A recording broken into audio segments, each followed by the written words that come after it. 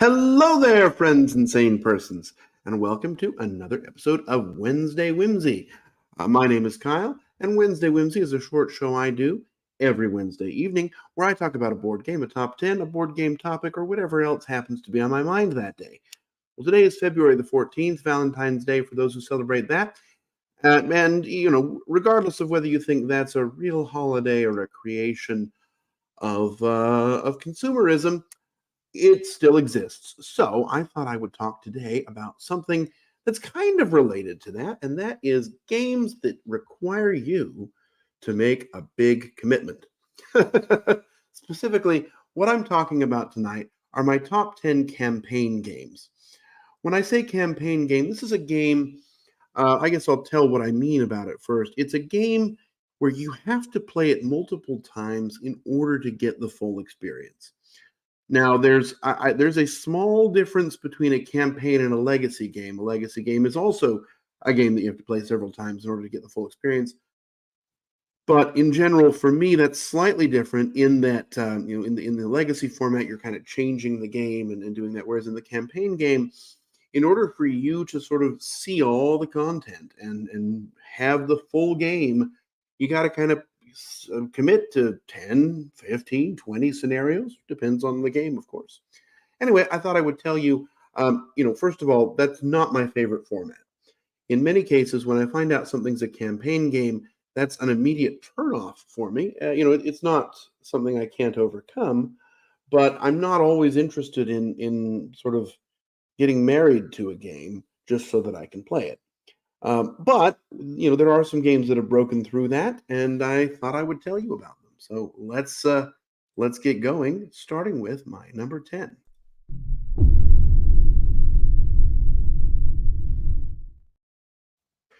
My number 10 is the newest game on the list, although only by a little bit. This is a game where you really can't play it once. It's a game that came out, I just started playing it recently, but it's such an interesting concept. Some parts of the game I don't love, but the one thing I can't deny is that I can't stop thinking about it. My number 10 is a game called Mythwind. So Mythwind, sort of the hook of this game is that it never really ends. In the game, you're just going to kind of play it for a while, and then eventually, you'll save it and put it away, and then you'll come back and play it some more. And there is sort of a story that's developing. As you encounter certain events or go on adventures, the sort of composition of the deck is going to change and will react to some of the choices you make. But ultimately, a play experience, you're going to play through one season, but you don't win. There's a goal, maybe.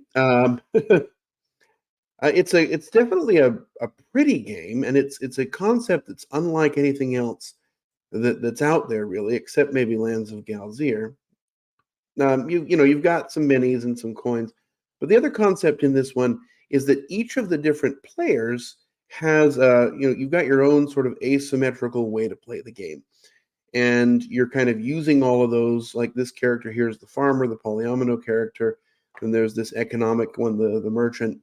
They're all a little bit different, and you're trying to use your abilities, upgrade your character, make yourself better, and make it through this sort of story. There's sort of a story in the background.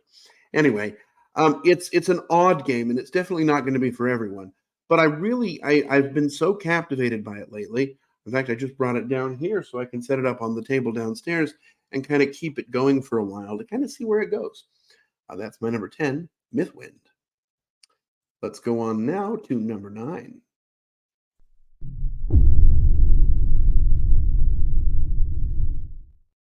My number 9 is a game I talk about quite a bit. And I almost didn't put it on here because this is more than any of the other games on the list. This is the one that is the most standalone. And what I mean by that is, you can play just one scenario and still have a great experience. But the real kind of experience of the game happens as you play multiple times. And that is Shadows of Brimstone. This is an odd theme, kind of a mashup of pulp horror and lots of other tropes in the Wild West. You're some sort of normally Wild West character, although there's some exceptions to that. and you're going through an adventure, and you're going to go into the mine, and as you walk around in the mine, eventually you're going to find you'll find some monsters, but you might find a portal that takes you into the belly of a monster, or takes you to a Viking land, or takes you to a post-apocalyptic wasteland, or the center of a volcano. Doesn't matter. It's all possible in here. Every scenario you'll have a goal, and the scenarios aren't really connected, but what you do and sort of the choices you make will influence how your character develops. You'll get access to new special abilities, you'll upgrade, you'll buy better equipment. And as you kind of go through these numerous scenarios, eventually, that's going to lead to sort of your full experience here. Again, more than any of the ones on this list, you can just sit down and play this once, but the full experience comes when you go through a campaign and take your character from, just a few abilities to being a master or mistress of the Old West. Anyway, that's my number 9, Shadows of Brimstone. Number 8 is next.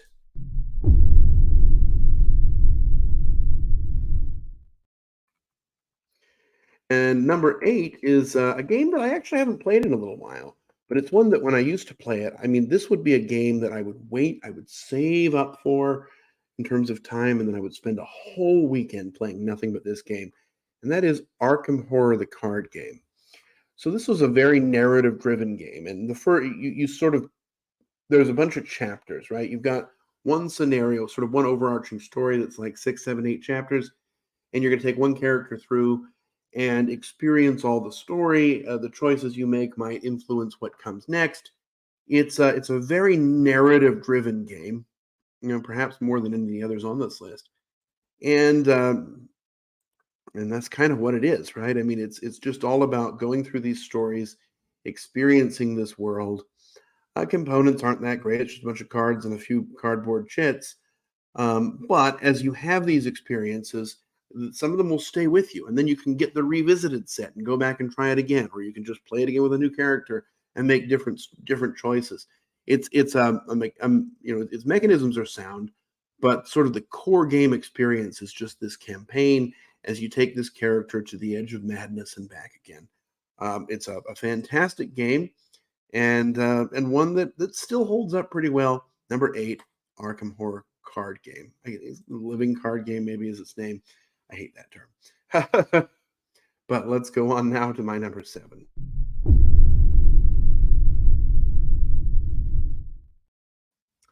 My number 7 is a newer game on the list. Not as new as Mythwind, but it's one I've talked about a few times recently. And this is a game called Kinfire Chronicles. I've been really enamored with this game. What it is it's a boss battling scenario game where basically you're going to go through this little story, and the story is going to have you make a few choices that ultimately I'm not convinced really influence the outcome. I don't know. I haven't gone through it enough times to know that. But after you've made a few choices, you'll have a scenario that's set up, which could be slightly different, I guess, from one version to another. You're going to set this up, and then you're going to go through and you're going to try and battle this boss. And based upon how you do, win or lose, you're going to kind of get some bonuses or take some hits and go on to the next scenario. And then sort of in between, you have a chance to swap some cards in, swap some cards out, upgrade your deck. There are sort of persistent elements of these injuries that you get that you'll have to figure out how to get rid of. And you're kind of experiencing this world, getting to know your character better, getting to know your other players. It's a cooperative game. It's a lot of fun. It's really not like anything else. It's elegant in how it works. The sort of everything about it makes sense. There's a decent tutorial as well that was a great way to learn how to play. The characters are different. They don't feel like sort of your standard fantasy tropes. I mean, maybe to an extent, but it feels like its own world, and it feels developed, and I really enjoy it. My number 7, Kinfire Chronicles. Let's go on to another unique world in my number 6.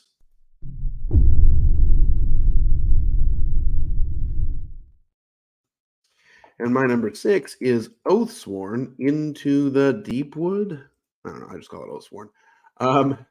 Oathsworn is like Kinfire Chronicles in that it's a heavy narrative campaign with choices that I'm not sure mean anything. But once you kind of get there, you've got, instead of a small battle, you've got some big epic fight. Um, this one is kind of the first scenario. It's not really a spoiler here because it's on the front of the box. There's this giant rat. And you've got these characters, and the characters are all really different. There's one that's a bear, for example. There's just sort of all these different types of tropes that you're not used to. These are painted so nicely. And your ultimate goal is to go through and beat this scenario and defeat this boss. And again, win or lose, you're going to move on to the next scenario. And then, but there's this overarching narrative that happens in between as you are kind of leading these people out of one city and into another and finding, a new settlement for folks. It is a big, big game. It is, I mean, my boxes are, I think there's 3 huge boxes that store the stuff. This is the standee version, and even that I think is pretty big. Um, I really enjoy it though. The narrative is a lot of fun. There's a decent app that leads you through sort of the choose your own adventure portion, and then you'll get a small advantage. But I don't think, at least when I've played it multiple times, you always end up at the same place. But those battles are fun. They're fast. They're snappy. They're super luck dependent, right? I mean, but there's this interesting element of push your luck as well. So there's really a lot to like here. I've not finished the campaign. I would like to get back into it though. It is quite rules heavy, and running it solo is a little difficult because you're required to run 4 characters. Now they have these sort of dumbed down versions for playing solo, but those are less fun. So I don't know what I'm going to do. Maybe I'll find somebody to play it with me. I really do enjoy Oathsworn, though. It's my number 6 campaign game, and it's a long campaign. I think it's like 25 scenarios, something like that. Anyway, let's go on to my number 5.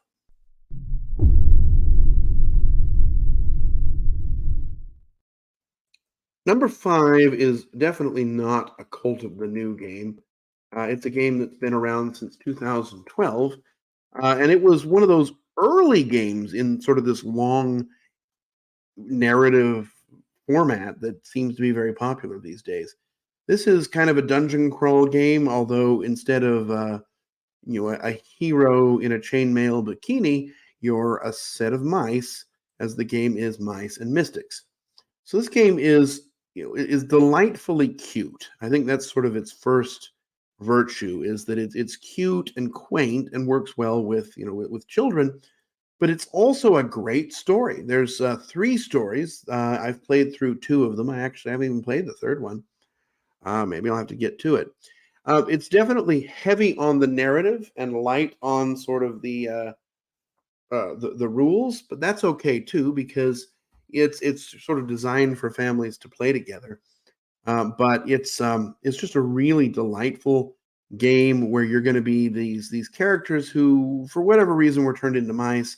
You're going to move around on these boards, encounter sort of the things that mice would encounter in a castle. Not a knight in shining armor, but maybe a rat with a button shield, or an army of cockroaches, or a cat, or something like that. Delightful, small but fun campaign story. And again, you really have to play through the whole campaign to get the full experience here. That's my number 5, Mice and Mystics. My number 4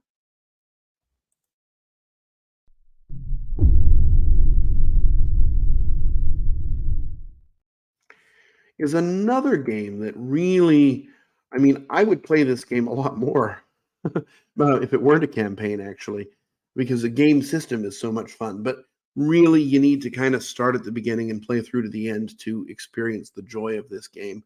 This game is Tainted Grail. There's a couple of different versions. They're all really good. They're just sort of different stories. I will say, some of the rules are a little fiddly, and it has one of the most interesting, challenging, and unlike anything else, combat systems that I've seen. It's kind of like the same thing that you have in what is it, The Witcher or Combo Fighter, but a little bit different. You've got the symbols that you're trying to chain together and use your limited resources to do that. It's really interesting. You've got this huge storybook you're playing through, And essentially, you're the left behind kind of wannabe knights of the round table after the real heroes have gone away. And you are just trying to play through the scenario. And you've got this really open world that you can explore. You can go almost anywhere, provided you stay close to these beacons and figure out how to light new ones. But it's very open world. There's not a whole lot of direction. I think I've played it through, I think, twice and had different experiences, and there's different endings based upon what you do. So it's a really interesting game. Again, it's going to be 5, 6, 7, 8 sessions to a story, and you really need to play them all. You can't really jump into the middle, but it's so worth the effort. The writing's good. The world is a lot of fun, and just the game sort of mechanisms are really fun too. That's my number 4, Tainted Grail. Let's go on to the top 3.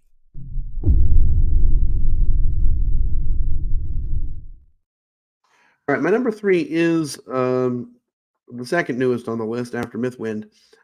This is a game that I've been playing a ton of lately. My friend is here visiting, Victor, and he's been enjoying it too. And we've just sort of played through the entire campaign so far. Now we haven't finished it; we're probably only about halfway through, but we just achieved a major milestone yesterday. Anyway, this game is called Agimonia. Now, at first blush, it didn't look all that interesting. I kind of was wondering why in the world did I order this on Kickstarter. But once I finally got through the rules, I really am fascinated by this game.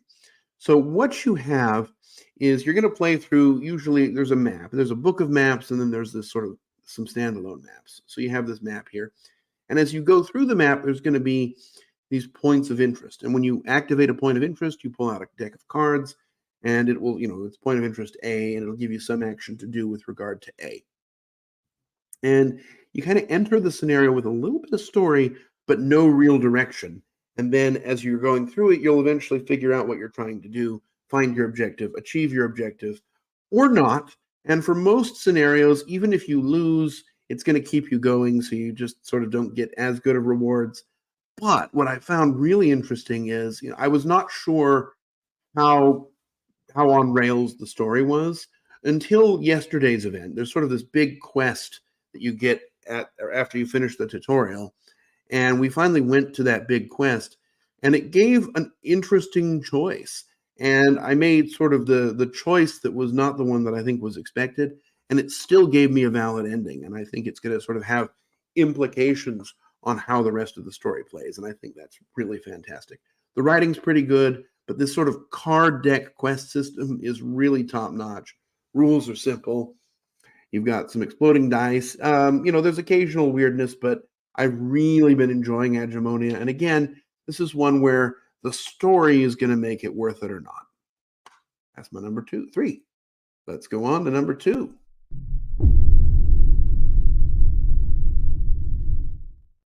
Right, number 2 is the big one.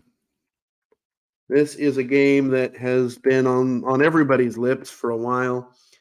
This game is a mega huge game, and it has 3 versions, and they're all pretty good. But I'm going to go with sort of the OG, which is Gloomhaven. Gloomhaven is just so much fun. Now, there's an app version or a Switch version, and those are great too because they take care of a lot of the upkeep for you. But you have this world that you go to, and other than sort of you do the first quest first, after that you're going to follow these lines of these plot lines as far as you'd like to go. And there is sort of an ultimate goal, but how you get there and what quests you play and how your characters develop is really up to you. There's this really interesting mechanism of leveling up between scenarios. I'm not going to be able to show it to you, but you've got your character who has a unique deck, and one thing you'll be able to do is like add stickers to these cards to upgrade them. So maybe this one says move 4, maybe you change it to move 4 and attack, or attack X and also add a stun or some other effects to it. So you can upgrade the cards that you're playing with. And then also you can get new cards and kind of customize your deck so you can have better things that you can do, or more exciting things, or sort of bend it to your play style. And then you also have this little initiative deck when you do attacks, or I guess it's not an initiative deck, it's an attack deck. But when you attack something, you're going to flip a card for its modifiers, and you can upgrade those cards too to make them, geez, this is a prototype version. Well, you can kind of see them here. Like it would be these cards here that you're going to flip over, and I don't know why it's just showing prototypes. And when you flip them over, it's going to give you your sort of multiplier for your attack, and you can upgrade those too. You can make them stronger. You can take the bad ones out. You can put new cool ones in that have bonus effects. It's really interesting, this sort of development that happens, and it's all in service of the game. The characters are unique. They're different. The play styles are different. This is just a fantastic game. And I'm kind of wondering why it's my number 2. And then I look and see what my number 1 is, which I like just a little bit more. But Gloomhaven, definitely a big campaign, and one that I have played all the way through, which is something like 40 scenarios, I think, all told. Or maybe 49. I don't remember, but it was a lot. And it's a lot of fun, and I still really love it. Also really replayable. Let's go on now. Sorry, I was trying to get to my number 1.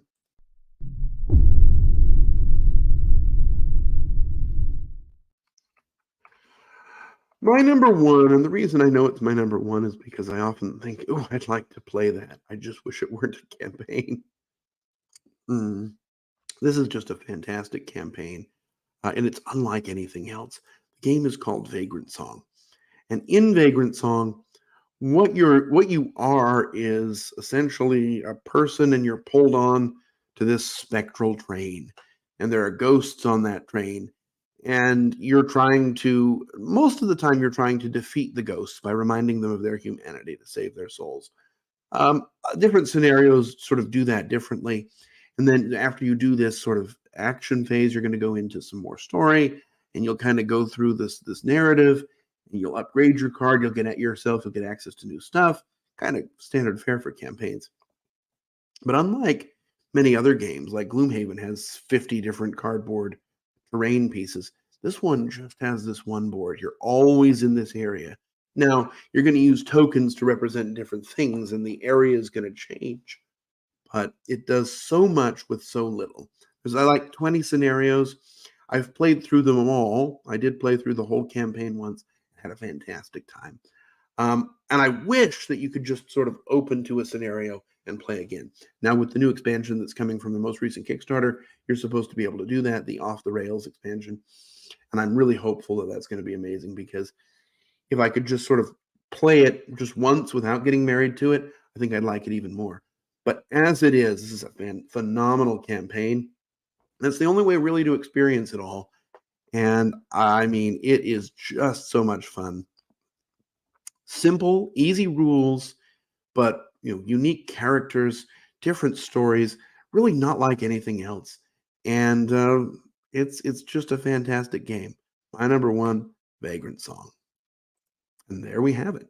Those are 10 games you can get married to today. Just check them out. Always, try before you buy, although that's hard to do with one of these. Although some of them, like Gloomhaven, you could try on the online version and see if it was for you before investing in this mega huge box. But you do you. There's also Gloomhaven. There's the Jaws of the Lion, which is a great way to get into. Sorry, I'm talking about those games again. What I mean to say is that these campaign games are a lot of fun. I don't always want a campaign game, but each of these is compelling enough that I would think, you know what? I might just commit to 20 play sessions of this, and I might have a great time doing it. So that's kind of it. That's what I've got for you today. I'll end things here, and I'll wish you safe travels and courage when you need it. And I'll hope to see you back again soon for another episode of Wednesday Whimsy. Bye-bye.